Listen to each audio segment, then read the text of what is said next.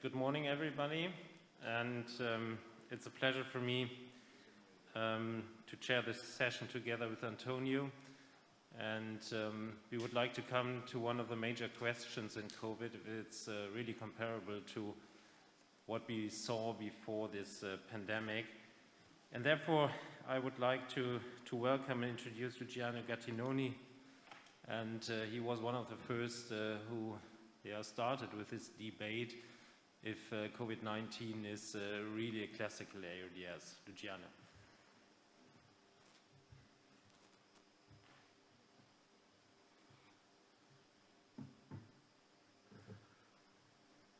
Good morning to everybody.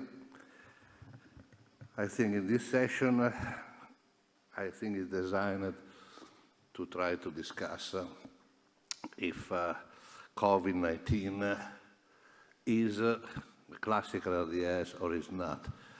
And the question is not academic, because it's deeply clinical question. Because if it's equal to the classical ARDS, I don't have to learn anything. We know how to treat it. Since decades, lung protective strategy, people, blah, blah. If it's not, we have to revise our treatment. And remember, this is a disease, not a syndrome, in which the mortality around the world in intensive care goes from 10% to 80, 90%. That means the treatment plays a role. Now, ARDS. Why ARDS grow up? Why we invented, not we, Petty and Asbaugh invented the term ARDS. They invented the term ARDS looking at 12 patients. 5 or 6 of them were treated with PEEP. Some of them were ventilated with room air.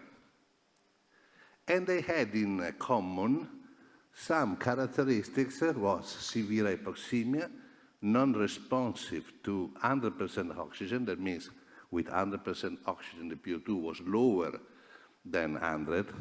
What we call now severe ARDS, PF below 100. At the autopsy, the lungs were heavy. At the X-rays were bilateral infiltration, and the lungs were stiff.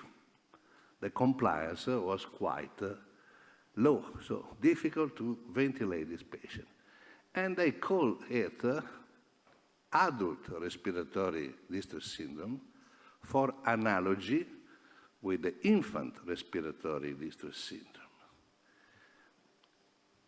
And at the time, a lot of people, as an example, Murray, jump up and say, why to put together different diseases? Because the ARDS was originating from different disease, because it's a syndrome. So it was a big debate, but at that time, we started with intensive care. And the ARDS was our syndrome, because it represented all the possibility of the intensive care at that time. He had the problem of respiration, hemodynamic, infection, fluid balance, blah, blah, etc., etc. So it was very popular to have this term, ARDS, because it requires, at the end, a common and respiratory treatment. And this facilitates also to lump together the patient, the randomized trial. But then, compared to Asbaugh, why the thing are changed? The definition are changed. Then we start with the European definition, then with the Bern definition, then American and so on. Why? At the end, we have just bilateral infiltrates, not very well defined. All the rest is ignored, and a PO2. That means the next step, we will enroll everybody as having ARDS. And what was done? Because to facilitate the enrollment in the trial. There is any other scientific reason for that. And still, the trial is very difficult to enroll this patient. This is an example of a severe ARDS to enroll 1,300 severe ARDS patients It requires about 15 years. And anyway, what we learn over the decades in what we call now typical classical ARDS. Etiology, pneumonia, sepsis, and then we have a series of other diseases leading to RDS. However, if you take the main disease leading to RDS, there are two categories: pneumonia, usually bacterial pneumonia, and infections from abdomen. So they usually is the respiratory, the extrapulmonary ARDS. All these diseases have in common one thing: edema formation, reduction of the gas space, which is the baby lung. These pathological diseases lead to the main symptoms that we debate since years. We have impairment gas exchange, impairment lung mechanics, impairment hemodynamics. The impairment hemodynamics now is completely forget, but anyway, it's present. And it all depends by this picture, which I remind you, is derived from 80% from bacterial pneumonia and abdominal infection. And we come out with a strategy, which basically are treat the lung gently. So we call as a lung protective strategy the low tidal volume. Somebody put the higher PEEP or lower PEEP in a protective strategy. It's not very clear. Lower driving pressure, even prone position, all things are done to protect the baby lung. The common thing to the ARDS derived from bacterial and abdominal pneumonia is the baby lung, which means reduce gas content. And the gas content is extremely important to understand the strain. This is the strain which is usually was normalized by the total lung, the ideal body weight, which is a nonsense. Because, and these are a series of studies, of which only one had a positive results. In all the others, not significant, the patient treated with lower tidal volume had a greater mortality than the patient treated with higher tidal volume. But this is forget. It's politically incorrect to refer to some randomized, well-done study and so on. And you see that ideal body weight has nothing to do with the lung gas content, which is not measured.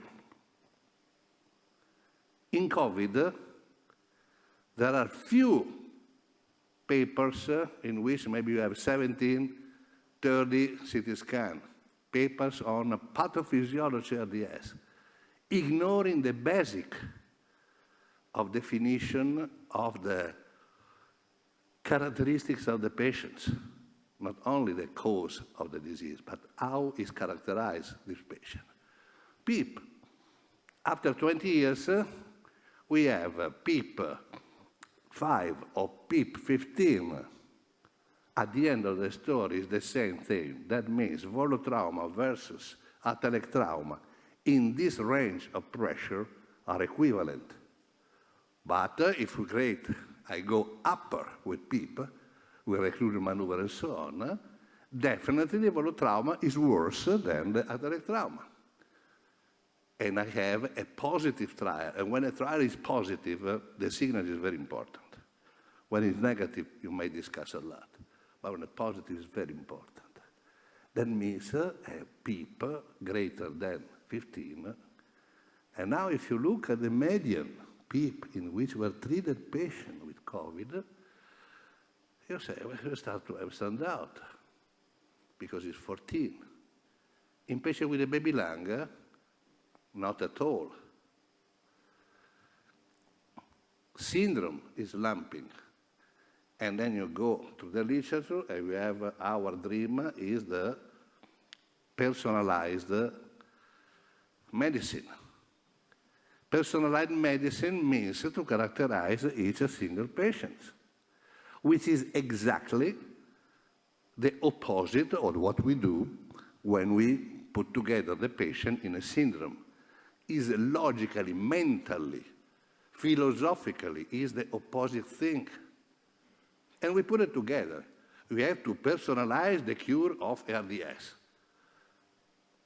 which is impossible at two terms which are in contrast each other. And we start to see that within this big bouillabaisse of ARDS, maybe ARDS pulmonary is different or not different according to the study, extra pulmonary. Usually in all these studies, the time factor is completely forgot. We put together patients, independently if they are day 1, day 2, day 3, day 7, day 15, or day 14. And the things are changed. And then we discovered the latent class analysis, which very always is manifest class analysis. Patient with greater inflammation versus patient not greater inflammation. You see that maybe this therapy in this category of this patient works better than in others. That means the classical ARDS therapy start to be split. What's about COVID? COVID is not a syndrome. COVID is a disease equal in every part of the world. So everybody of us had to deal with the same disease. Now, I don't spend time with the respiratory versus non-respiratory. This is the merit of this, the credit. The main credit is my friend Pelosi, which is here. When I was a little boy, was measuring strange thing as the esophageal pressure to measure the stress, and gas volume with helium to measure the strain. And now all of these, most of these are available in a common ventilator, and they found strong differences in a patient, in a given patient. With latent class analysis, you have always one line going one side, red, and one line goes in the upper side. Are all attempts to start to personalize. And this is COVID. These two states of COVID are the same disease early and the same disease after 7 days of spontaneous breathing. Look at the CT scan, and both belong to ARDS. Now, would you treat this disease, this state in the same way? I do not really understand how it's possible to say that the COVID is just equal to the rest. See, the statistics are a little bit different, but doesn't count. So, if ARDS is typical, the treatment is identical. If ARDS is atypical, the treatment may be revised. And if I have a patient with a 2-liter gas volume and so on, but now the real point, not the real point is the treatment for this category of patients, but the future point is, does have any sense to speak about ARDS? All my life was spent with ARDS. So I have it very, very hard in my heart. But which are the advantages now? And you have now papers saying, okay, we have to enlarge the ARDS, forget the mechanical ventilation, forget the CO2. You enlarge, you include everybody having ARDS. To me, it doesn't make any sense. Because we do not cure a syndrome, we cure a specific disease, and within a specific disease, a specific patient in a given state of the disease, on which it's not the topic of my talk today. My talk is to express which are, in my opinion, the reason of this debate. I thank you for the attention.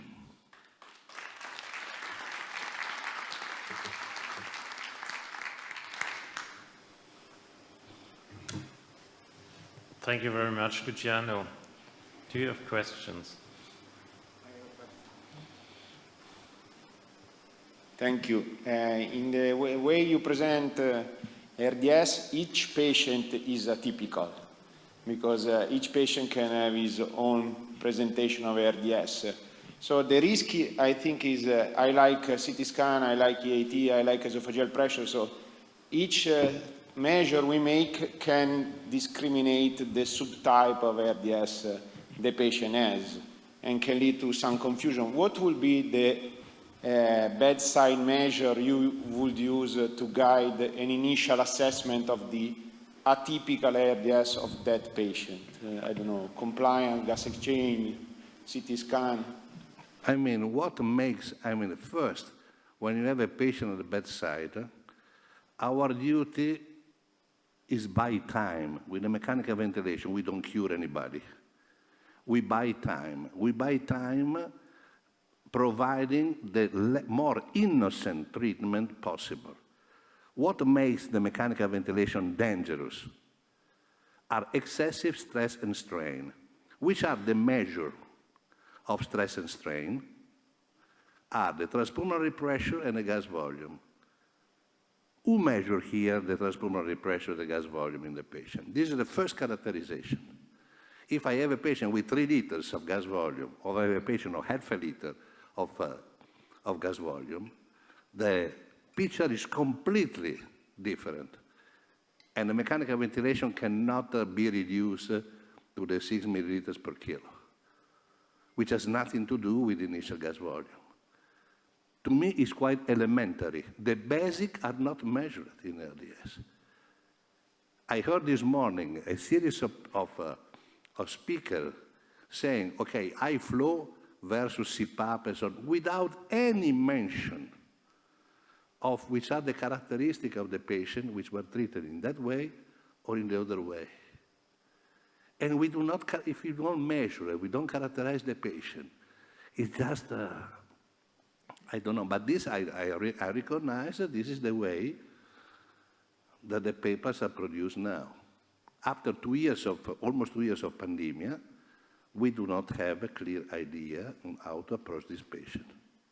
We just put things, no? And try to compare A versus B without any big rationale behind, because we do not measure. So my question is measuring, understanding the mechanism. Outcome is a side effect, favorable side effect of our understanding. If not, give everybody to the computer with that the job even better than we can do. Maybe to computer is better. Luciano, do you want to suppress ARDS? I think to say respiratory distress from bacterial pneumonia or from virus pneumonia with more helpful for address the treatment.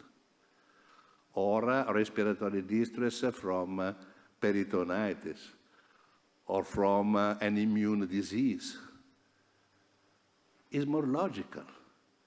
Oh, I can follow you in this reasoning, but so there is no. I know I will not succeed, of course, but you should not say atypical. COVID-19 is atypical ARDS. COVID-19 is typical acute respiratory failure due to COVID-19. I would like to call it, and I always called a severe COVID-19 pneumonia, but the editor didn't like and do not accept the title. So you can put on the internet without the peer reviewer. The peer reviewer get crazy with this. You touch the RDS, my God, to touch the same Graal. But maybe you have to start to consider the thing. Remember, personalization versus syndrome. This is the key philosophical point.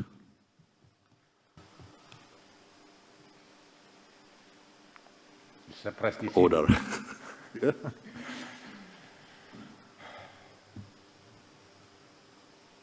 Thanks. Thanks. And we proceed. And the next speaker is Xavier Monet from Paris, right? Who's going to tell us about it has more edema than other types of ARDS.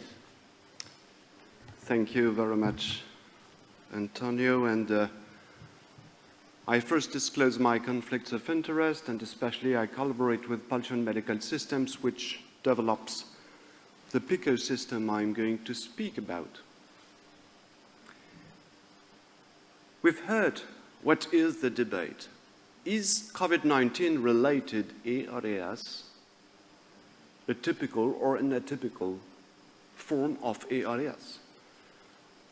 Many articles, editorials, letters have fueled the debate. And even during the course of the disease, we have heard from Professor Gattinoni that the form of the disease may change from this low elastance type to this high elastance type. In fact, the debate at the moment has focused on some characteristics of the lung disease. Is the lung compliance different? Is the oxygenation capacity different? What's the dead space? What's the prognosis? Etc. But perhaps we may ask the question whether the lung injury itself is different, whether the functional characteristics of the lungs are different. How may we assess that? Through biopsies or autopsies, not very easy. Or perhaps we may look at the degree of lung edema, the extravascular lung water, the degree of lung permeability, because these are the basic characteristics and the functional characteristics of ARDS.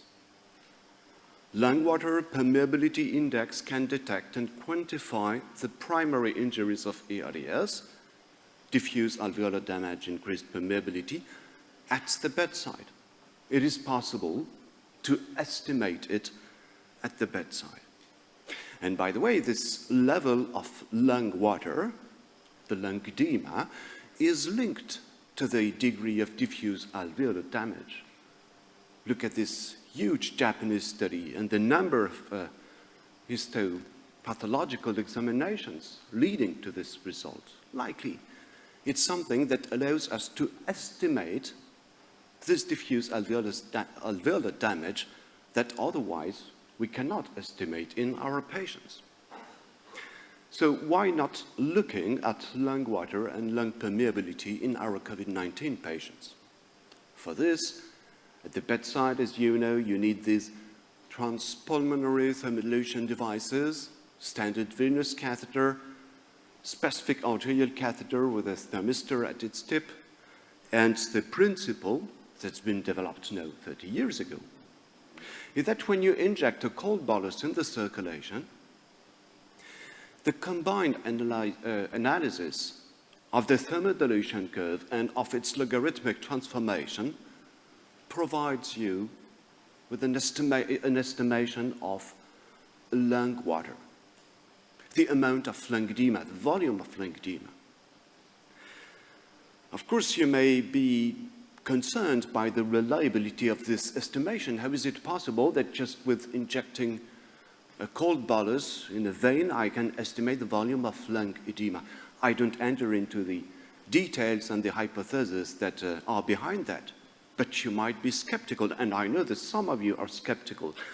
Let me try to convince you and show you just 4 arguments to show you that it's not a rubbish estimation. First, it's been compared to the reference gravimetry. Gravimetry to estimate lung water. You know how to do that. You take the lungs, you weight the lungs, you put them in an oven, and then you weight again the dried lungs. You understand why it was an autopsy study, by the way, okay? And there was a pretty good correlation between the lung water estimated by thermodilution and the lung water estimated by gravimetry. Look at the correlation coefficient. Many studies also, and we reviewed them with Francesco Gavelli recently and Jean-Louis Teboul, show that it is linked to mortality. What does it mean? We do not need a PICO device to know whether the patient's going to die or not. Just to tell you that it makes sense. Otherwise, it wouldn't be possible to show that if that estimation was totally rubbish. This is my interpretation of this study. It's also able to measure very small changes. In this very simple study, we performed thermal dilution just after a bronchoalveolar lavage because we increased lung water artificially.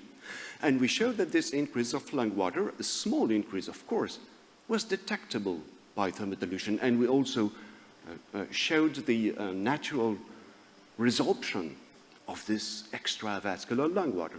And again, this lung water, estimated in this way, is related to diffuse alveolar damage. So why not looking at these numbers?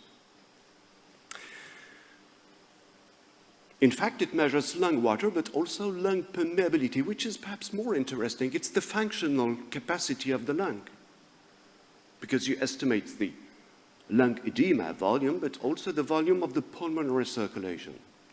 And simply the devices calculate the ratio of both. In fact, it's what's out of the lungs, over what's remained in the, out of the vasculature, over what remained in the vasculature. It has something to do with permeability. And we showed in this old study that actually it was different between hydrostatic lung edema and, at that time, ALI and ARDS. Likely it indicates something of lung permeability. So let's look at lung water and the degree of permeability increase in our COVID-19 patients. This is what we did in this study with Dr. Shi, with Professor Teboul in our unit, and 2 other centers in Italy and France.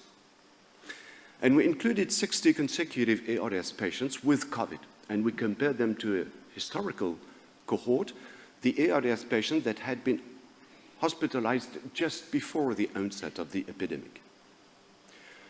Okay, the number of patients is not so high, we couldn't match both populations, and we measured lung water in these patients. The PF ratio was similar between COVID and non-COVID patients at baseline, but then it was worse in patients with COVID-19. The compliance of the respiratory system was similar. It's been found by some other studies, I don't insist on that. But the evolution of lung water was different. In dark blue, COVID-19 patients, in light blue, non-COVID patients. The extravascular lung water was always elevated in COVID-19 patients at baseline, the day when transpulmonary thermodlution device was set up, and at the 4th day, when the level of lung water was maximal.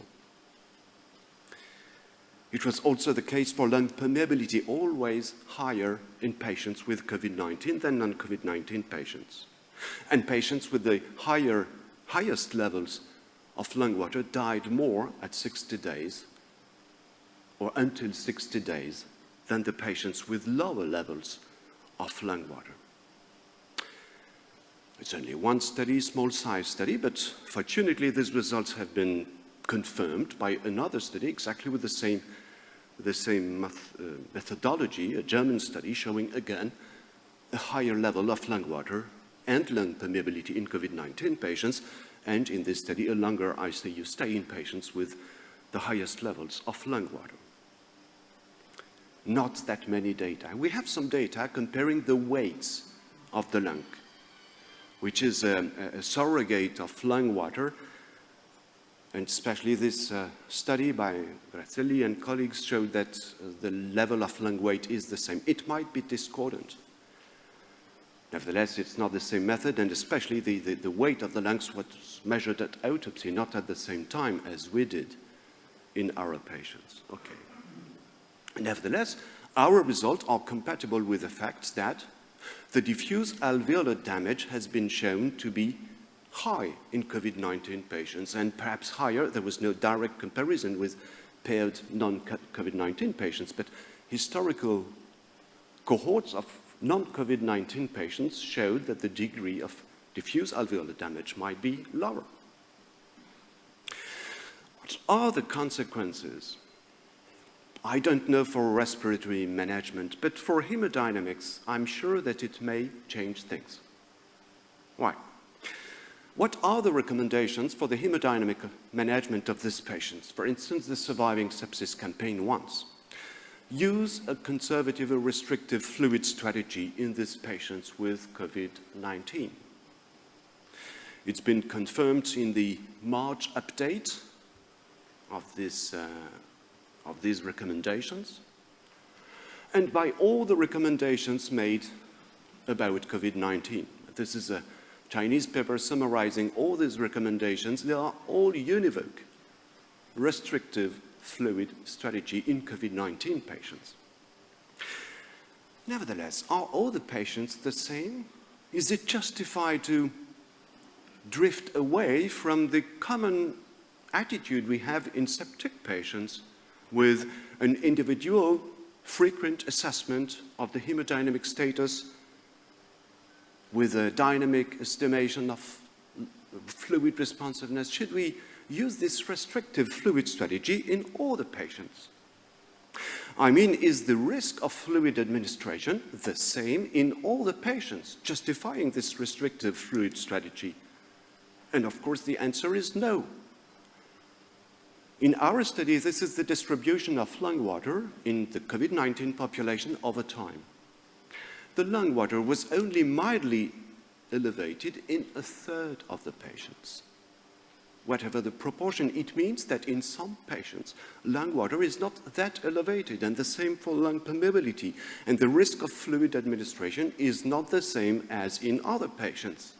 We should individualize fluid therapy. All patients are not the same. And in this way, I totally agree, it's not a unique form of ARDS.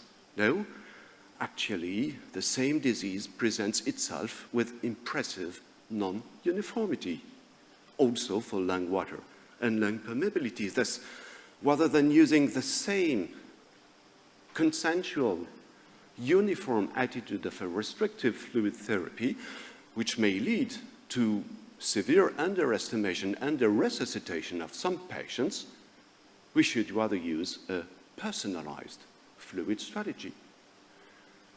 And this is in fact what we do in all the patients. Actually, we know that the total amount of fluid administered in our ARDS patients and septic patients is harmful. Definitely, we know that. We should strive at reducing the total amount of fluid we administer. You know, we give fluids during the resuscitation phase, a lot of fluid, during the stabilization phase, and we should try to remove fluids during the de-escalation phase, when the patient is improving. But we should do that, again, on a personalized basis, not in all the patients in the same way. For removing fluids, for instance, we should assess preload responsiveness, because you can safely remove fluids in patients where preload does not influence cardiac output. This is basic physiology. The same for giving fluids. We should logically avoid fluid administration in patients that will not respond to fluid administration, assess fluid responsiveness in our patients.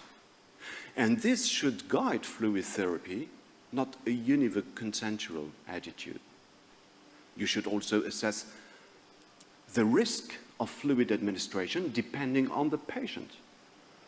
It can be with lung water or with the PAOP, with a PA catheter, or even the CVP, if it's not directly related to the risk of fluid administration. But individualize your treatment.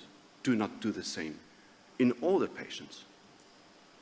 So to conclude, and definitely I think that, yes, there is evidence that there is more edema than in other types of ARDS, but more importantly, I think that this may have some therapeutic consequences, especially for the hemodynamic management of these patients. Thank you very much for your attention.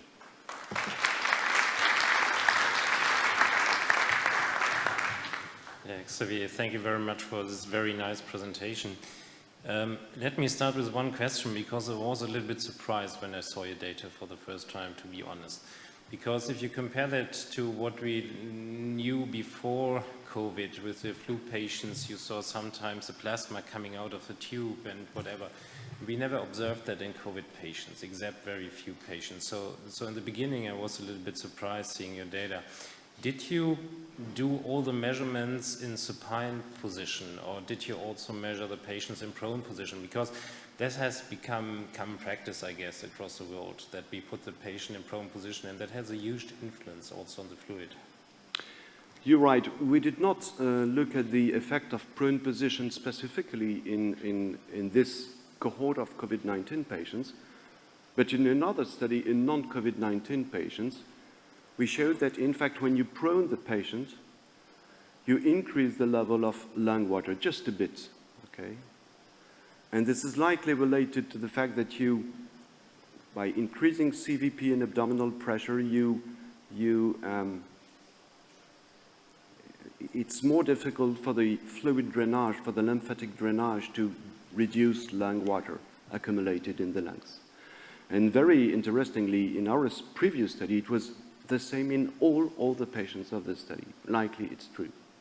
So, but it was a very small increase in lung water, significant but small. So I guess, to answer your question directly, that it might be the same in our COVID-19 patients. In prone position, it might be just only slightly different and even still higher in COVID-19 than in non-COVID-19 patients. So I think it should not influence the basic results.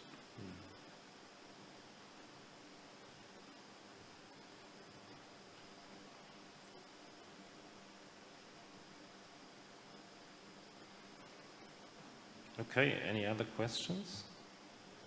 Okay, thank you very much once more.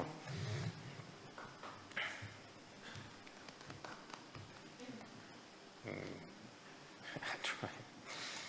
Yes, and we go on with Marco, and we come back once more to the question if COVID-19 is really a classical ARDS. Marco, please. Thank you very much. Let me first of all apologize with this fancy character that you see, because when I moved from my Mac to the PC system, those things happen. Now, this is what we know as ARDS nowadays. This is the Berlin definition. I don't want to waste your time with a table that is known to all of you.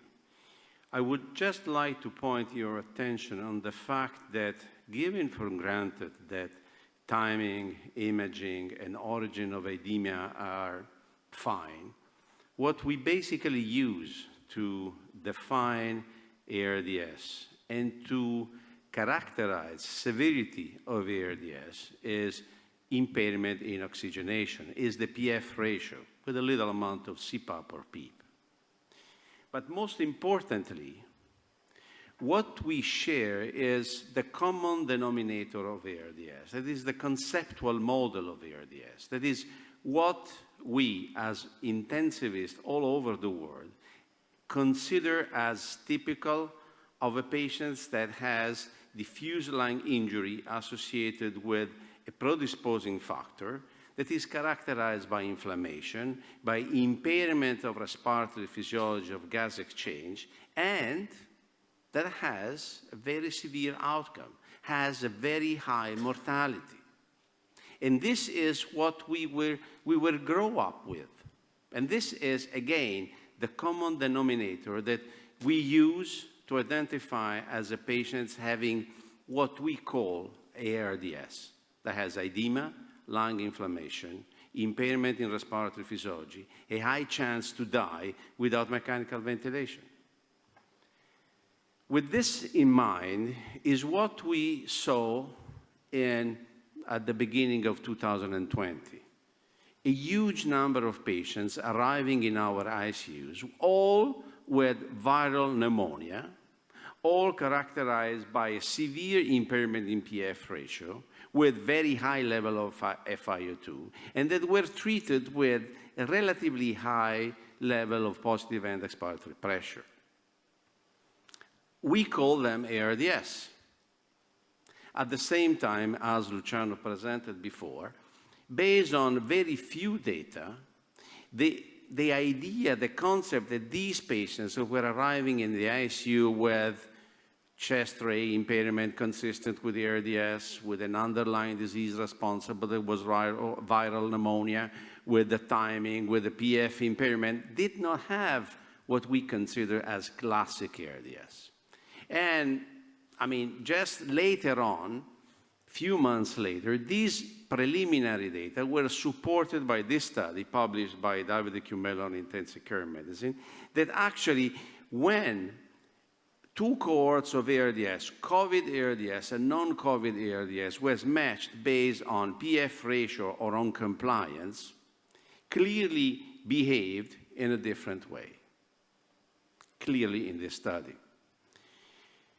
But the most important aspect of this challenging concept of COVID-19 non-conventional ARDS was, as pointed out before, the fact that because of this non-homogeneous behavior, not consistent behavior, these patients should not be treated as we are used to treat conventional ARDS in terms of use of low tidal volume and relatively high PEEP, in terms of the use of non-invasive ventilation before intubation, and in terms of use of prone positioning.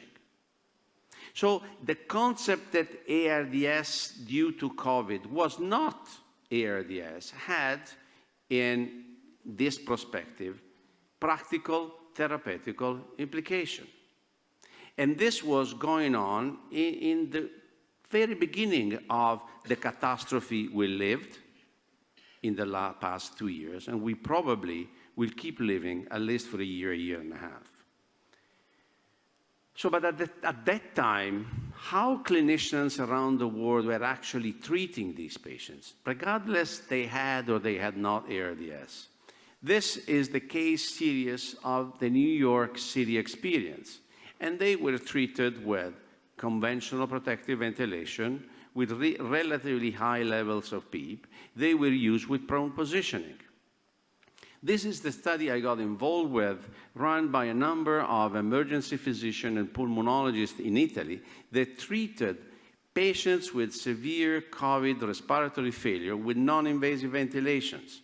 So almost 700 patients treated outside the conventional ICU settings. Note the date, March 1st, May 10th, 2020. So we were increasing ICU beds day by day in a crazy way. The PF ratio was extremely low, 150, and 50% were treated with CPAP, and unadjusted 30-day mortality was 26%, and intubation rate was 27%, which is essentially consistent with the previous data. Regarding the use of prone positioning, again, this is a very early study published by my friend Alain Mercat in France that identify a substantial number of patients that responded in terms of improvement in oxygenation to prone positioning and selected a subset of patients that actually did not respond. But if you look at the numbers in terms of responders and non-responders, you see that they are consistent with what have been previously observed in patients with conventional ARDS. And this is the study that we conducted in the same period of time, where instead of looking at big numbers, we try to look at more physiological variables. We try to look at CT scan, we try to look at lung perfusion. Here is the behavior of COVID-19 ARDS as compared with classical ARDS, and the classical ARDS comes from two large databases used for the Berlin definition and for the lung-safe study, in terms of static compliance and in terms of total lung weight. Now, total lung weight estimated using the CT scan did not differ between the two populations. There is a difference in terms of compliance. This difference was statistically significant, but if you look at the distribution of the value of our compliance, you can see that only 6% of patients with COVID-19 ARDS had compliance values higher than the 95th percentile of the classical ARDS cohort. Now, what does it mean? How do you translate this statistical statement into real life means that you cannot distinguish using compliance if a patient has COVID-19 as ARDS due to COVID-19 or due to bacterial pneumonia or to trauma. So you cannot distinguish these two patient populations based on compliance, despite the fact they are statistically significant different. But most importantly, pairing compliance and alteration in D-dimers, we were able to identify essentially two subsets of patients. Patients in whom compliance was higher than the median value and had D-dimers value lower than the median values in our patient population. They had a typical distribution of lung lesion with lung collapse and no sign of vascular impairment. On the other hand, the patients that had values of compliance lower than 40, that is the median values, and D-dimers higher than 1800, that was the median values we observed, they had, in that case, a complete different picture. These patients had massive lung collapse, but most importantly, they had massive loss of lung perfusion. The 3D reconstruction of the right side slide shows a complete decapitation of pulmonary vascular perfusion. Now, this is the analysis of a CT scan of a patient with a value of compliance lower than 40 and a value of compliance higher than 40. Now, if you go back to what was alluded before, high elastance, low elastance in the early description of Luciano Gattinosi's study. Now, I want to point out your attention on the fact that even in patients with high compliance, the red bar and the red color tone in the CT scan indicates the presence of tidal hyperinflation, of potential risk of ventilator-induced lung injury in patients that started with a compliance higher than 40.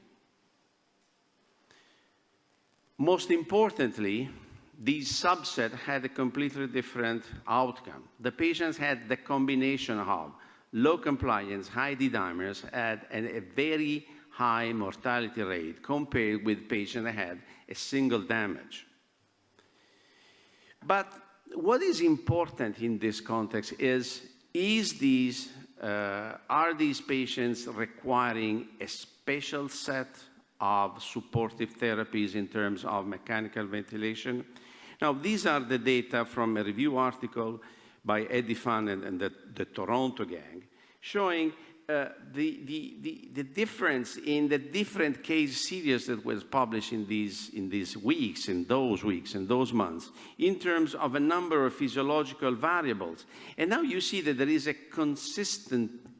consistency in terms of impairment in oxygenation, impairment in lung imaging, impairment in respiratory mechanics. So let me try to answer. Now, reported values of compliance, because most of the debate in terms of COVID is ARDS or not is in terms of compliance. Now, if you look at the values of compliance that have been reported in more than 1,000 patients, are in the range of 30 to 40. Now, these values are actually consistent and actually even lower than the values that have been reported in patients with ARDS. And very recently, using the database of the Lung Safe study, Power and coworkers show that in this subset, in this data set that has been used to further validate the Berlin definition, the values of compliance changes dramatically. Now, the median value is 40, but you have patients that have compliance higher than 50. But we still consider them as having severe impairment of respiratory function, severe hypoxemia, requiring the ventilator strategies that have been validated in patients with ARDS. Another argument is that this impairment in the pulmonary vascular bed is peculiar of COVID-19 ARDS. Now, these are studies published in 1983 and 1987 that were describing, using older technology, the same pictures that I showed you before, using more advanced CT reconstruction of the lung perfusion. Exactly the same. And this is the relationship between compliance and oxygenation in patients with COVID-19 ARDS, in patients with ARDS, and in patients with pneumonia ARDS. Now, the p-value is not significant for COVID-19 ARDS, but is significant for ARDS and for pneumonia ARDS. But this is the R-square of that relationship. Now, I'm not a statistician. I don't pretend to be a statistician. But the R-square of 0.07 tells us that only the 7% have changes of this subset has changes in compliance that are related to changes in PF. Now, let me conclude. So the statement that classic protective ventilatory strategy are not recommended for patients with COVID-19 related ARDS are not backed up by available data, at least for the time being. So under these circumstances, protective and conventional protective ventilatory strategies are recommended for these patients. And the observations that vascular impairment as identified by high values of ventilatory ratios, that is a marker of dead space, and high values of D-dimers may suggest that lower levels of PEEP, the low PEEP FiO2 table, if you are a fan of the PEEP FiO2 table, should be used in these patients. Now, but does it really matter to fight, to discuss, to set up this section in the first meeting we have after the catastrophe? It does matter if we try to identify what is the best supportive therapy. And as a matter of fact, here in this editorial we rewrote commenting Davide Chiumello's paper, we try to put on the table the argument that, I mean, the high compliance, the non-consistent behavior described in Chiumello's paper probably is describing an atypical data set, probably due to a selection bias, but that is a non-consistent as related to what everybody else reported in those years, in those months, in those weeks. Only one thing is really different. And the fact that we are dealing with the largest number of patients with severe hypoxemia requiring intense treatment that we have never seen in our life, and that we will never see again, I hope, in the future. So the magnitude, the order of magnitude on non-homogeneous behavior that we conventionally see in ARDS here is amplified, because the 5% non-homogeneous behavior of 10 patients is a complete different number than the 5% of 1 million patients. And this is probably the real difference. Now, should we change the common denominator, the theoretical model of ARDS because of a virus? Jean-Louis Vincent asked me to write an article on this. We will probably discuss this in the next meeting in March. Thank you very much.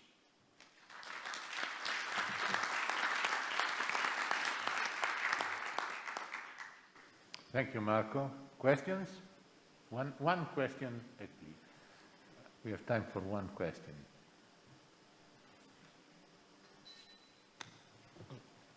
Maybe for me, Marco, thank you very much. We are talking much about compliance and about oxygenation in these COVID patients, but we never talk about CO2. And if I remember, Luciano showed 20 years ago that if you prone a patient and the CO2 goes down, there's a better prognosis. Are you aware of any data in the COVID patients, either in supine or prone position, if CO2 is a marker? No, I can tell you that a marker of that space, that is the ventilatory ratio, that has been measured in several studies, has been shown to be somehow related to outcomes. So there is a potential subset of patients with a high dead space, probably related to the vascular impairment we try to describe. I'm not aware of studies that discuss this issue in response to prone positioning, and I think actually it's a good point, and we should look at this.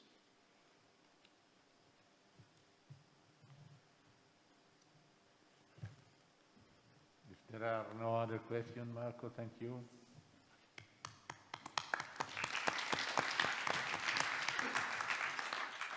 And we proceed to the next speaker, who is Professor Paolo Pelosi from Genoa. His title is "It Requires Lower peak levels than other types of ARDS." Thank you so much. COVID-19. COVID-19.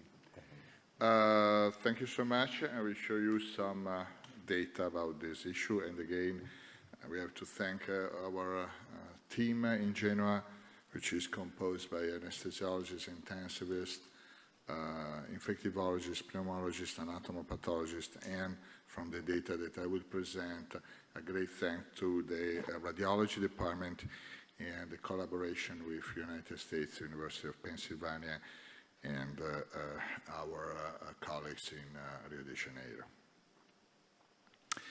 Again, I will be back from pathophysiology in order to understand the model that we developed for COVID-19. This is the cryobiopsy that were performed by our interventional pulmonologist. We performed a fibroscopy in patients who died just 20 minutes after death during mechanical ventilation. So again, completely different from traditional autopsies.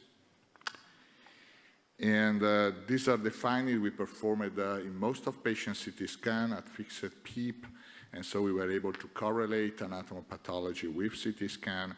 And we found, for example, in the more aerated areas, lesion in the alveoli. You see the black arrows where we have the lack of the alveolar epithelium, and the red areas, the hyaline membrane, not much edema inside the alveoli. Then we have ground glass areas with complete disorganization of the alveolar and capillary barrier and some area of fibrosis, not much microthrombosis in our findings. The white areas, complete disorganization. And again, regarding the talk before about extravascular lung water, is this extravascular lung water or necrotic tissue?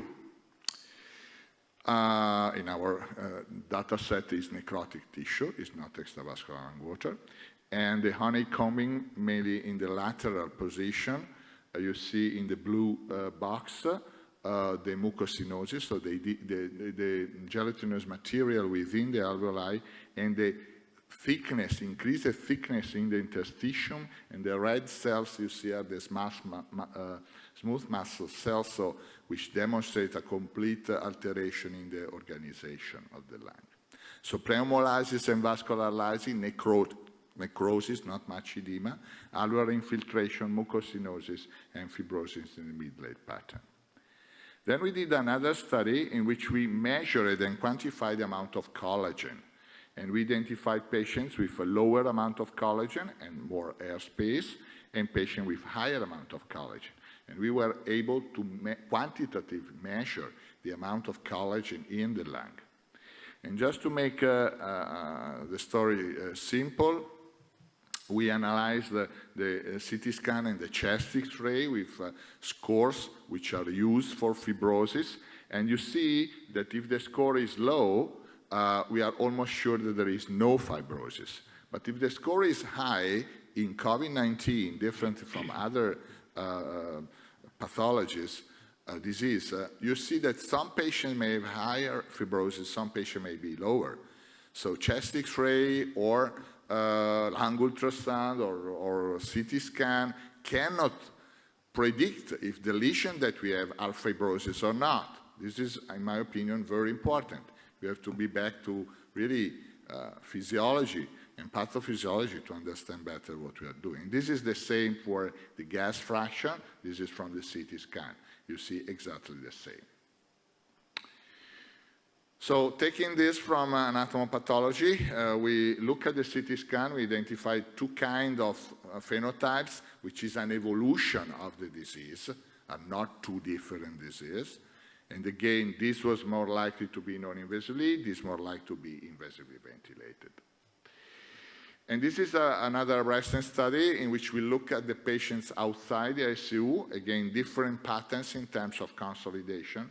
And you see that those patients with larger consolidation, which might be atelectasis or not, this was the radiological definition, they have a lower saturation and a longer, higher severity and longer hospital stay. So again, densities are associated with oxygenation. What about the lung weight? This is the real data in CT scan in patients. Normal lungs is around 800 grams. RDS lung is around 1 kilo 800 grams, of course, standard deviation. And the excess tissue mass is around 1 kilo. In phenotype 1, we found that the lung weight was around 1 kilo 100, so with an excess tissue mass of 300, while in phenotype 2, the excess tissue was 800 grams. So really, the lung weight is higher in this group of patients. But now we have to understand the characteristics of this tissue. Is this edema? Are these atelectasis which might be recruitable, or are necrotic and consolidated tissue? So this makes a big difference.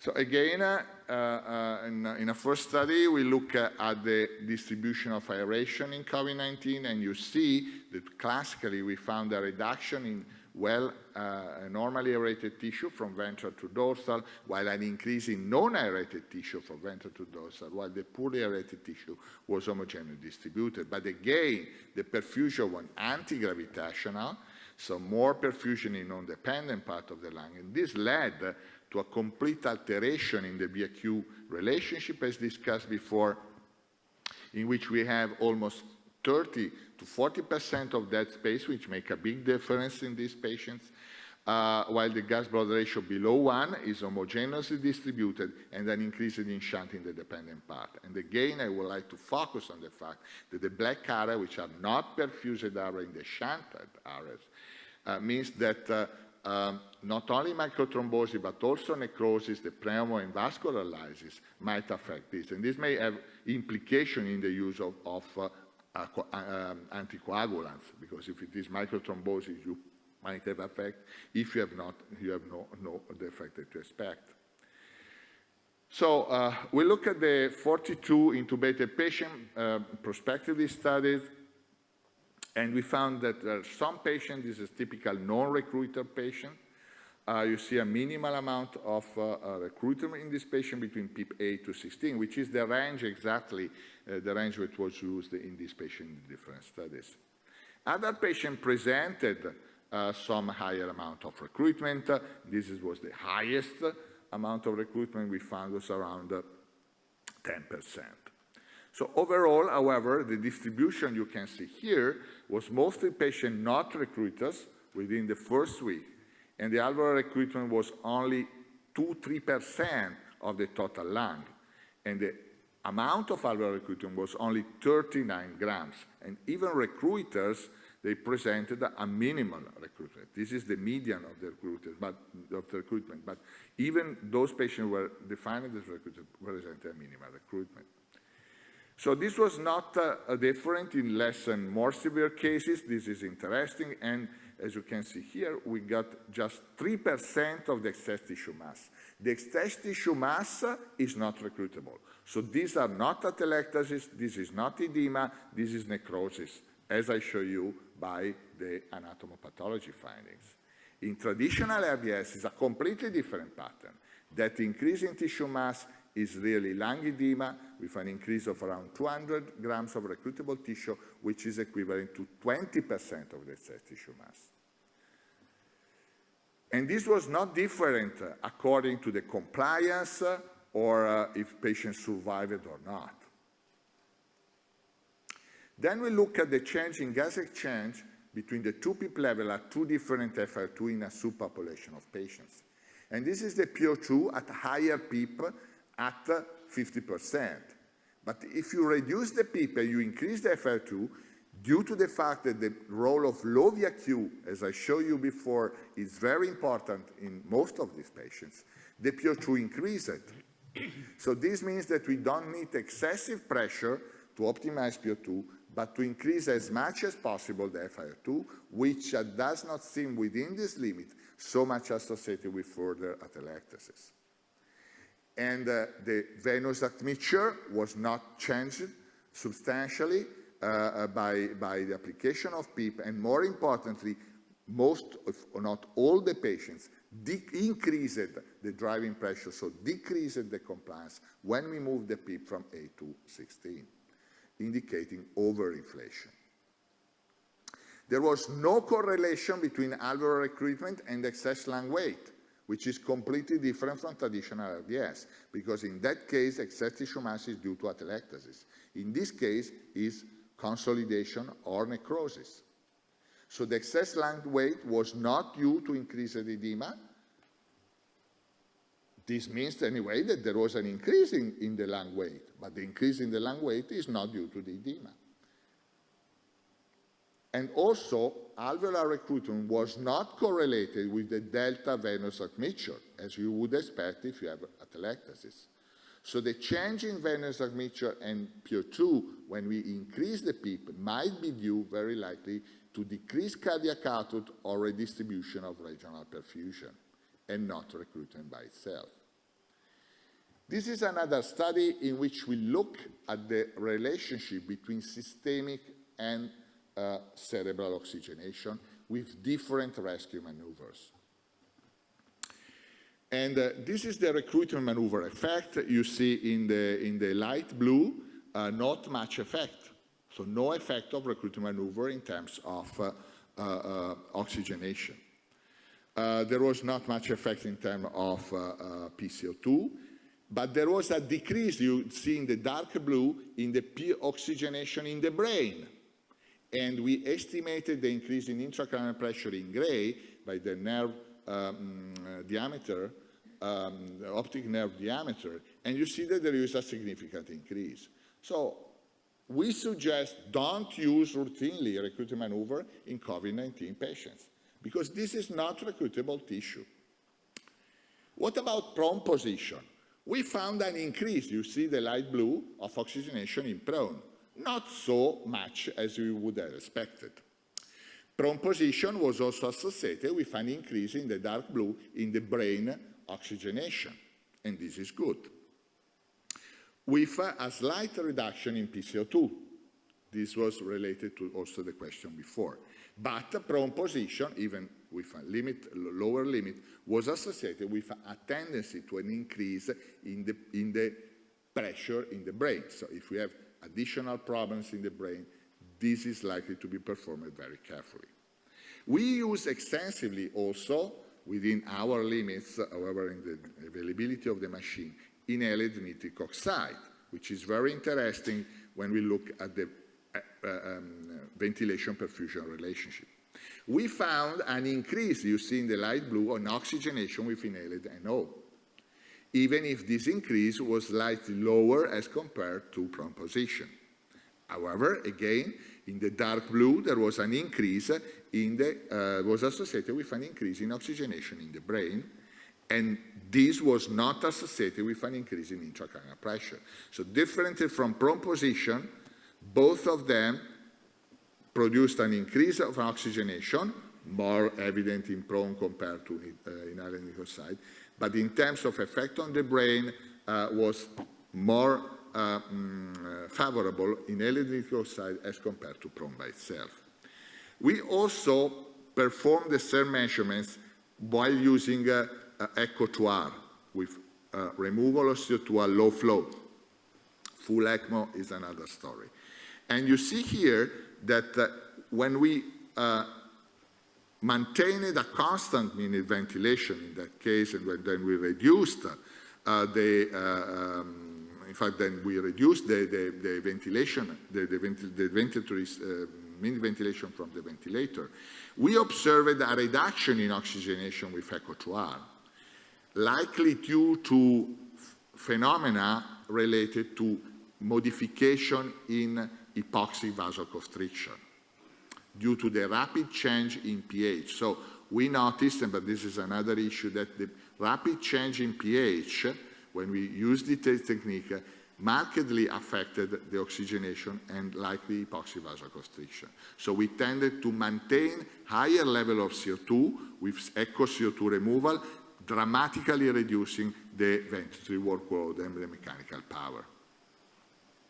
So the rescue therapies in critically ill COVID-19 patients, we found that recruitment maneuver was not effective, even deleterious for the brain.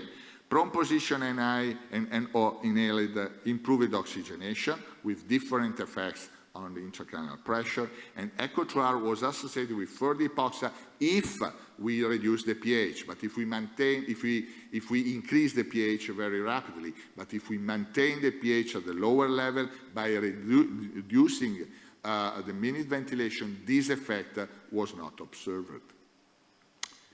Then we look at the effects of non-invasive respiratory support and COVID-19. This is a review that we recently published with data coming from animal experiments, looking at the interstitial pressure and in the capillary, in the matrix and in the alveoli, and separating the non-dependent and the dependent part of the lung. And this is the gradient from the capillary and the interstitium and the stitium and the alveoli. And you see that is increasing, the even more increasing, more dependent part of the lung. And this is much less when the inspiratory effort is reduced. So the question is, this kind of patient self-inflicted lung injury is just more edema due to the increased damage of the alveolar capillary barrier and the increased flow across the barrier, or it produces a further amount of necrosis. So we look at the patients who underwent intubation, but a group of patients were intubated just after 2 days, another group of patients was intubated beyond 2 days, on average 7 days. And the excess lung tissue at the CT scan when the patients were intubated was different. In the early intubation was less as compared to late intubation. And all the parameters that we measured, you see, were in favor of early intubation, as well as the PO2 and also the compliance. But when we look at the recruitment at the same level of PEEP, we did not find any difference. Minimal recruitment, not different between the two groups. So this means, in our opinion, that the patient self-inflicted lung injury is not similar to the traditional model, which implies an increase in edema, but is a progressive increase in the necrosis. So this means that probably we have different types of patient self-inflicted lung injury in this syndrome, in this disease.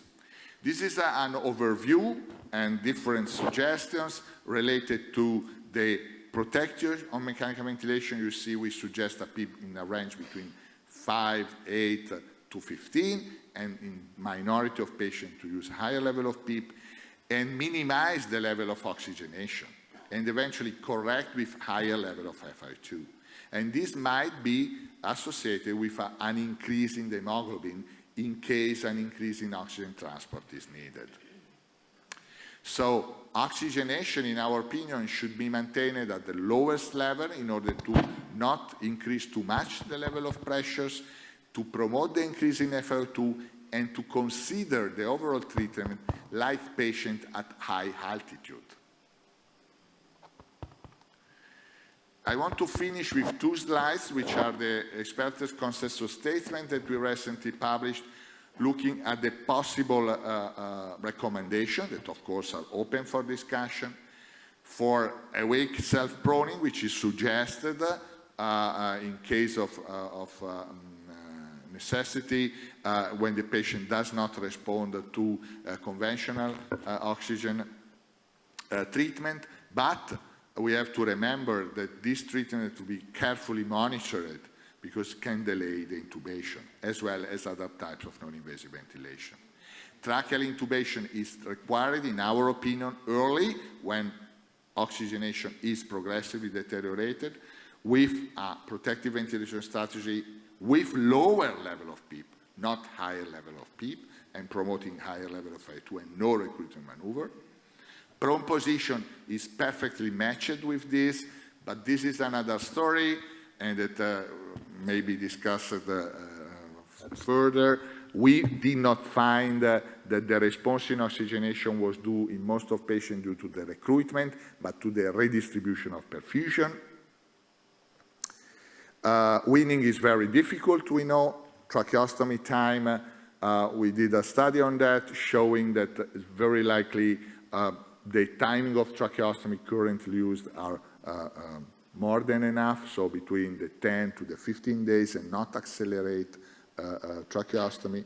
And then, of course, mobilization is very important, as discussed this morning, from physiotherapeutic point of view, especially in the weaning phase. So these are just the general recommendation that I think fits very well with these physiological findings from our team. Thank you very much.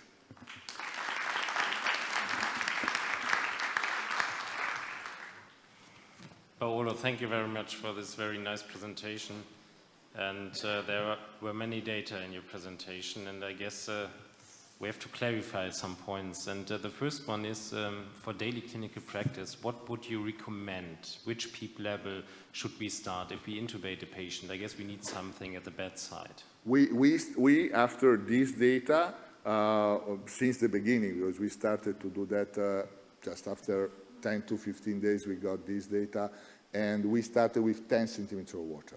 In a minority of patients, only in the first 2-3 days, we increased a little bit, but if not associated with an increase in driving pressure, but not above 15 centimeters of water.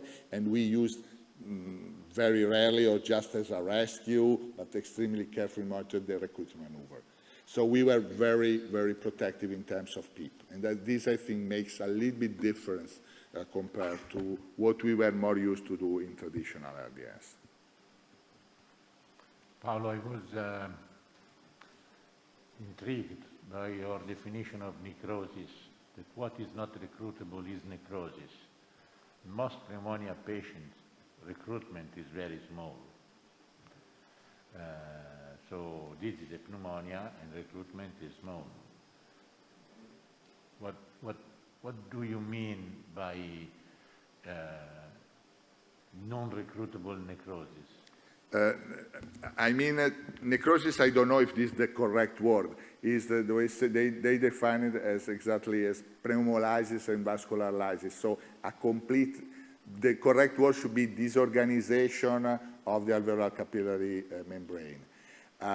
This means that you don't recognize, as I show you, anymore any anatomical structure. I think that this suggests, in my opinion, that even the concept of microthrombosis is present, of course, in these patients, but we don't know, when we don't see perfusion in the areas, whatever techniques is used, if this is really due to microthrombosis, so not flow anymore coming, or because you have no more anatomical structure there. This, I think, in our finding, we found more disorganization than thrombosis. Paolo, but it's true that patients were analyzed later. My question was, non-recruitable lungs are very common in ARDS. So and so, in the traditional RDS, anyway, the amount of recruitment, as I showed, is around 20% of the excess tissue mass, which is not on average. Some patients more, some patients the paper of Gattinoni on lung recruitment in ARDS, the one on the New England, has an average recruitable amount of 9, average, or median, I don't remember, 9%. 9% of the total in that study. In other studies where there's some different results. When you did a study on pulmonary versus extrapulmonary, the pulmonary means pneumonia. Yes.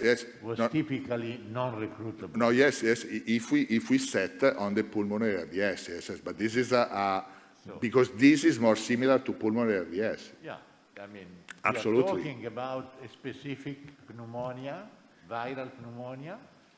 If we have a pulmonary plus septic patient, so a more widespread infection, this is a different issue. Absolutely. I mean, I'm not saying that it's different from traditional. It's different from RDS with sepsis, with more general infection. That's the point. Yes. In fact, to me, as I say, this is typical primary RDS. Paolo, one more question. You showed this very nice end-of-life biopsies, I would call them. And you showed that there was much of collagen in some of these biopsies. And we have more and more reports all over the world that you have sometimes patients for 90 days on ECMO and they recover. And that does not really fit to 50% of collagen. Could you comment on that? Yeah. And what should we do with these patients? Should we really wait so long? Yeah, I mean, the data show that what you see at the images, whatever they are, we focused on chest X-ray and CT scan, even quantitative analysis in the study.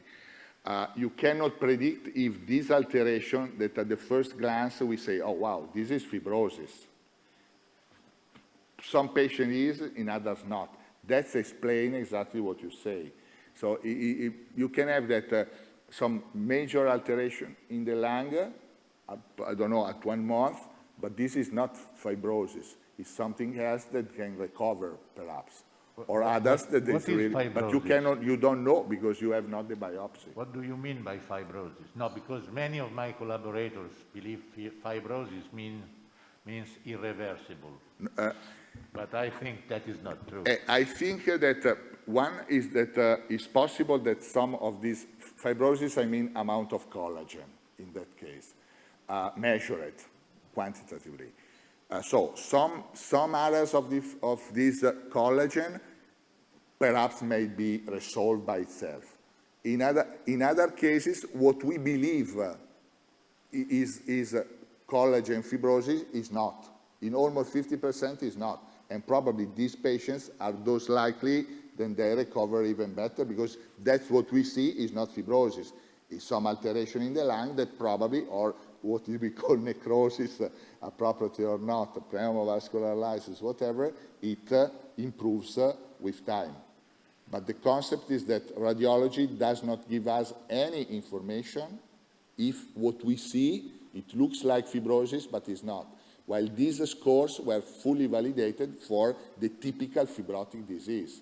So this means that this cannot be applied to COVID-19. So take care at the lung imaging. That explains your results that after 3 months of ECMO, perhaps you solve your problems. In that case, probably you did not develop this amount of collagen, or you were able to solve your collagen, or the amount of collagen was not too much to be maintained.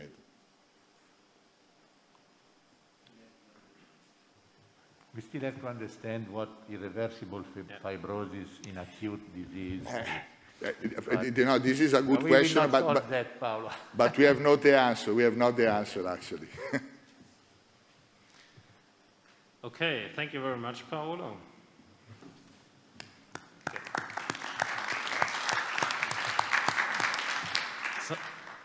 So we now come to the last talk, to John Marini, and beyond the PEEP, do we have to change our ventilatory settings compared to the other ARDS patients? Please.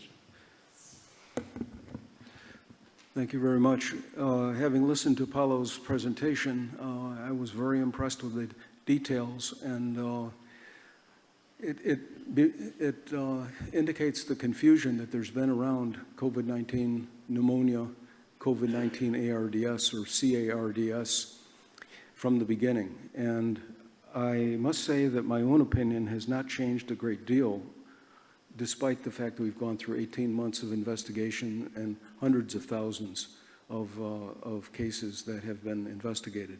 Let me see if I can try to give you my impression. I don't have any disclosure of financial relationships or conflicts of interest. Should we change our approach to managing the ARDS of CARDS? And really, the answer is twofold, yes and no. It's different than treating, for example, influenza pneumonia. And for reasons I think that Paulo beautifully outlined. If CARDS is ARDS, it's a very strange example. It's a very strange bird. I despise the definition of ARDS that we have sunk to, where we define only on oxygenation and a recent onset with maybe some infiltrates. I think that's a very, very broad category. And of course, Ards is Ards in that definition. But the coronavirus strongly affects the vascular side. It doesn't affect only the vascular side, but it strongly affects the vascular side. And at different times, the vascular side is active in different ways.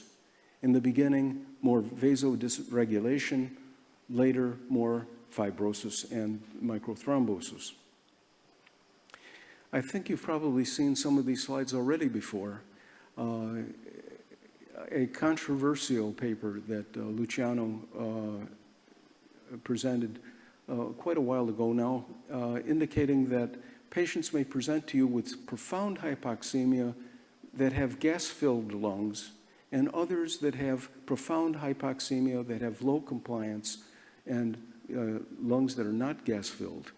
They may have similar PaO2 to FiO2 ratios, but we classify them both as ARDS due to COVID-19.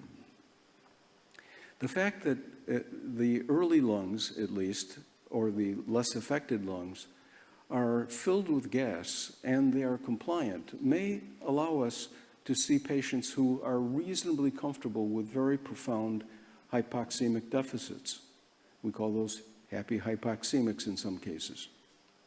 Later on, that's very unusual. In the severe cases, those people cannot be ventilated easily. These are like stones that the lungs become. And I agree with Paulo that fibrosis is a big part of it in the patients who do not immediately recover. Both Luciano and I and some others have taken a lot of heat in the literature about calling the distinction between CARDS, the different disease that is CARDS, from routine ARDS. And some people say these novel phenotypes in respiratory failure are the same as it ever was. But we think it's a square peg being pounded into a round hole of the definition of ARDS. And some very brilliant people have said, no, P-Cili does not occur, and avoid intubation until you're forced into it. Well, that's another whole controversy, which I'll try to touch on. Why has there been such disagreement regarding the compliance? And I think it's the time factor that's important.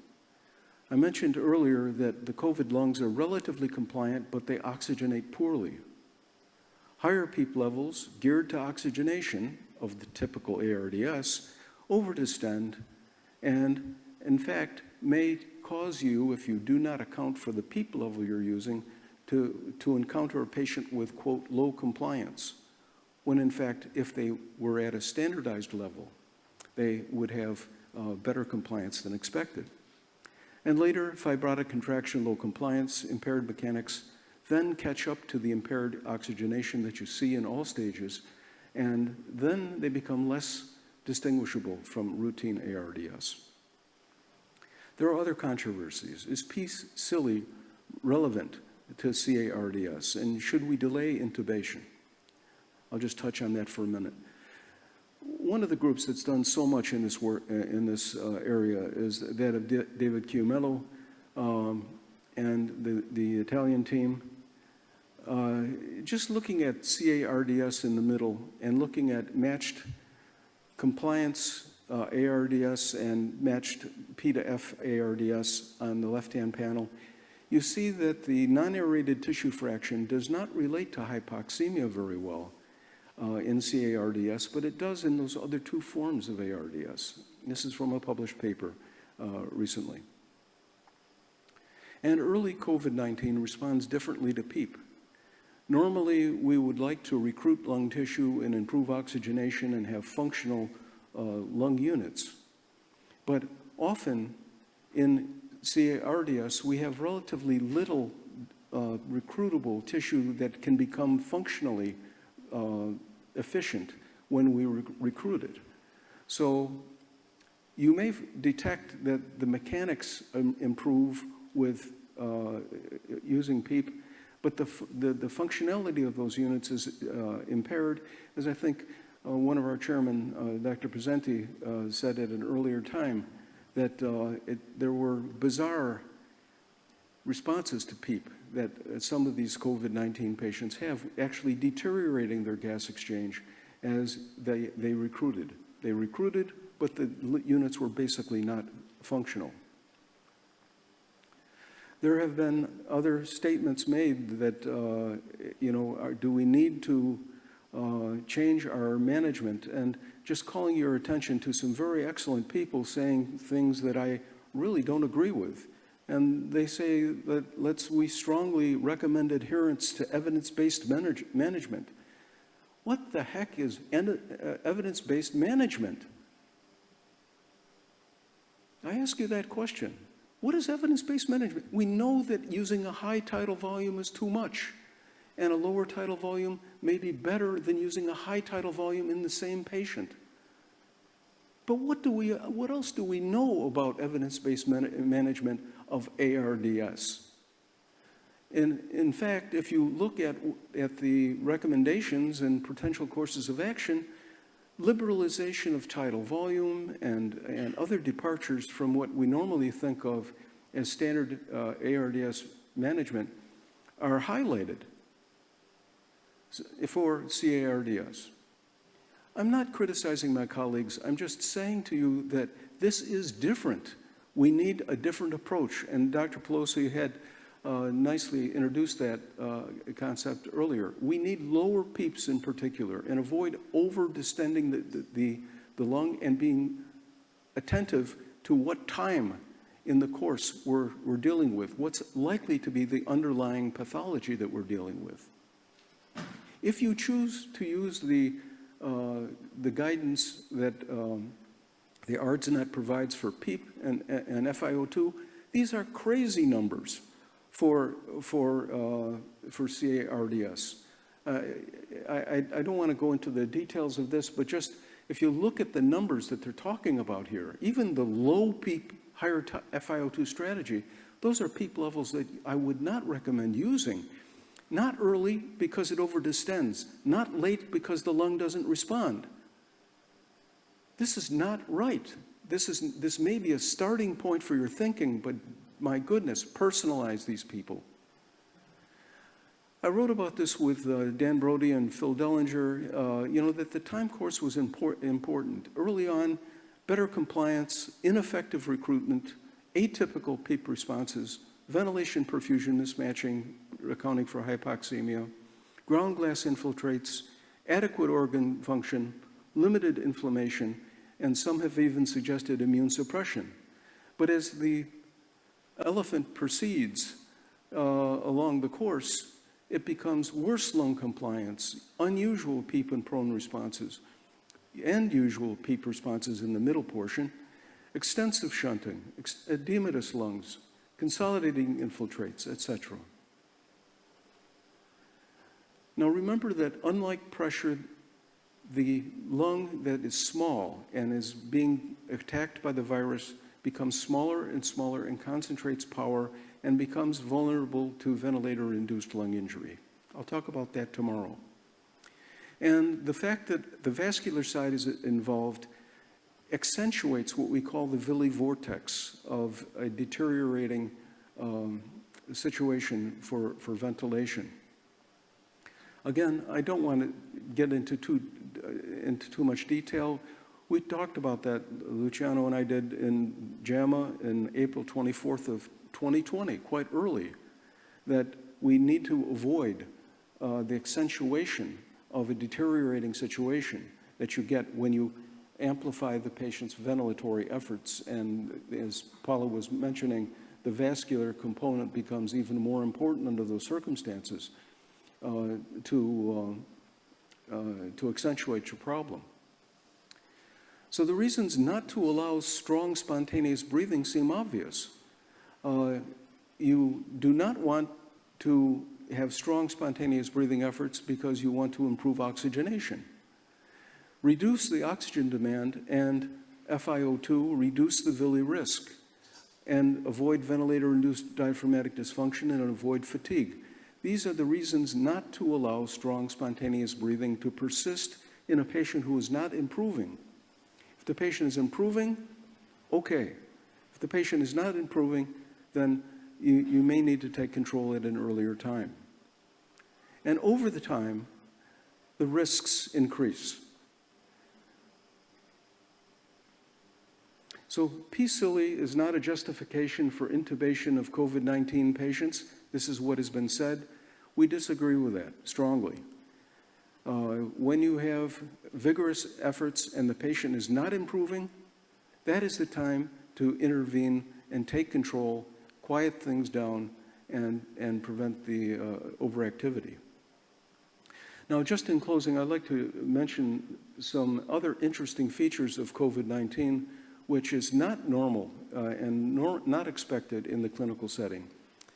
There are unfamiliar mechanics that occur in some late-stage severe CARDS patients.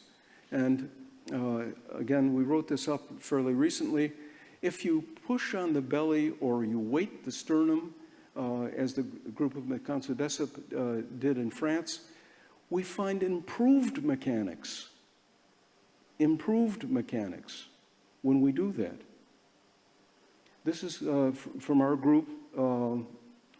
There's a potential protective effect of continuous anterior chest compression in the acute respiratory distress syndrome. And this is the sort of thing that we observed, and this is a schematic drawing of actual information that we had from our patients. You have a peak pressure and a plateau pressure that are excessive. If you push on the upper abdomen or you weight the chest in another way, such as Mekanso-Dessep did, you'll find that the plateau pressure falls, even for the same tidal volume. Your compliance improves, and in our cases, the oxygenation improved and the CO2 exchange improved. This is just the opposite of what you'd expect for ARDS. This is late-stage patients who have this kind of physiology. And I don't want to go into it in detail because it's written up, but basically there's a pretty good reason why that happens.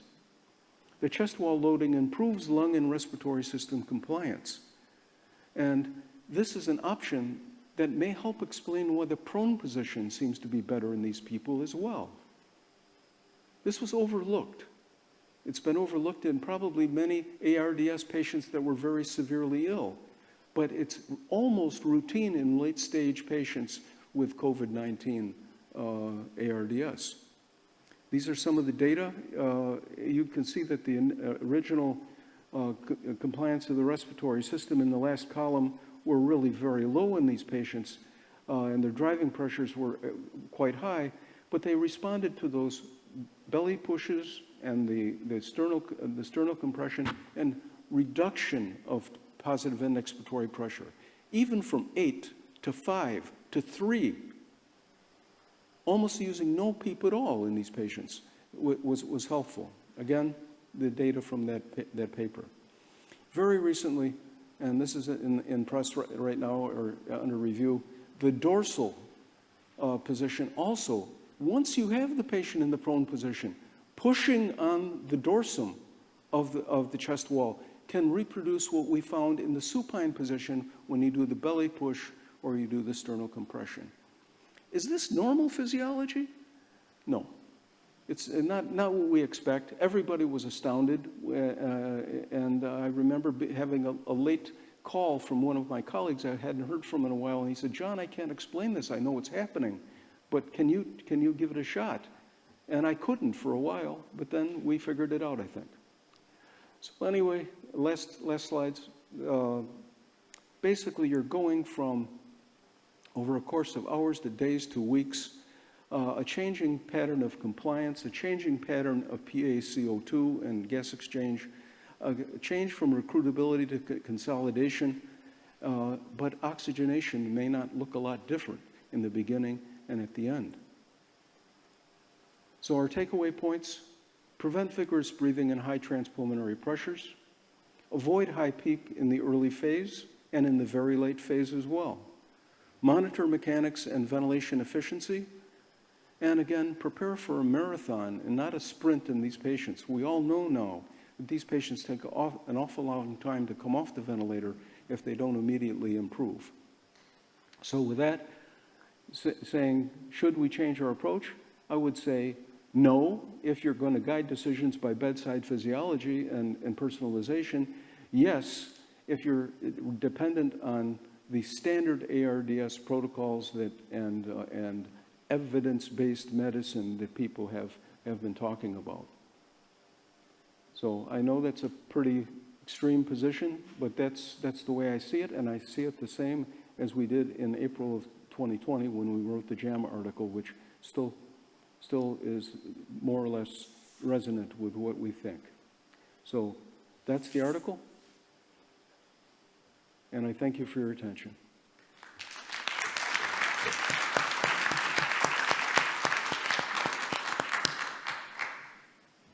Thank you, John. We have a few minutes for discussion. The first question I have ready is about the weight. You said in the belly. We have observed it with weight on the chest. Does it work with weight? I mean, it can be both, or you have to individualize where to put the weight? Could it be both this pressure and this pressure? No. I mean, if it works on the chest, then it works also on the belly? Or, Yeah, yes. I think the major thing, Antonio, and actually you're more of an expert than I am coming into this encounter, it's the volume change. You're trying to change the volume. And if you push on the upper abdomen with a force of about 10 centimeters of water increase in intra-abdominal pressure, you reduce the size of the lung. And you say, well, maybe you're going to collapse lung tissue. And maybe you are. But in the late phase, that doesn't matter much. What matters is that the volume shrinks, and then the lung becomes on a better part of its compliance curve. So I believe putting together the work from France, our work, and now the dorsal pushing, it's the reduction in chest wall compliance that's forcing a volume change, and that is the key to overdistension that is occurring in a limited number of available, accessible, aeratable lung units. Or at least that's the way we're putting it together. Thanks. John, one more question. I guess I fully agree that patient self-inflicted lung injury is a major problem in patients on NIV, especially for a longer time. And this brings up the question of the time of intubation in these patients. When is the best time? And the second question is, we had around about 1 year ago from the US the first reports that awake ECMO might be a solution that you control the respiratory drive.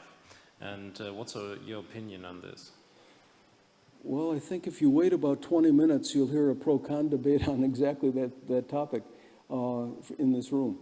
You know, should you use extracorporeal CO2 removal to limit the minute ventilation and the power load, et cetera? And the short answer to the question, I think, is it depends on whether you have to overstretch the lung on every cycle. If you're not doing that, then reduction in minute ventilation, however you do it, is probably not that important. But if you are damaging and putting a lot of damaging power together, then reducing it would be a good idea. But I do think in almost every patient, we ought to pay attention to the demand side. Try to reduce in every way the forcefulness of the patient's efforts and the total minute ventilation requirement, the oxygen demand, and the CO2 production by measures that quiet the patient down.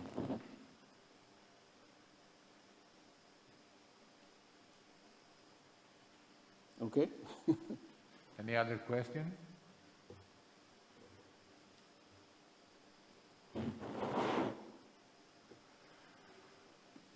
Well, John, thank you very much. Thank you.